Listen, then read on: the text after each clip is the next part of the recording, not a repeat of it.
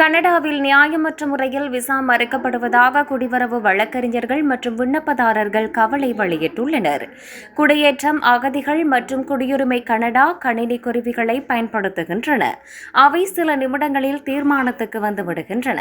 ஆவணங்கள் சேர்க்கப்படும் போது கோப்புகள் முழுமையாக சரிபார்க்கப்படவில்லை என வழக்கறிஞர்கள் நம்புகின்றனர்.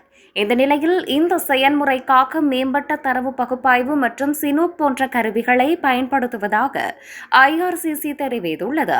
இந்த கருவிகளின் மூலம் பல விண்ணப்பங்களை ஒரே நேரத்தில் கையாள முடியும். எனினும் அதிகாரிகளே இறுதி முடிவை எடுப்பார்கள் என கூறப்படுகிறது. ஆனால் கருவிகள் கவனமாக மறு ஆய்வு செய்யாமல் விரைவான முடிவுகளை எடுக்க தூண்டுவதாக வழக்கறிஞர்கள் தெரிவிக்கின்றனர்.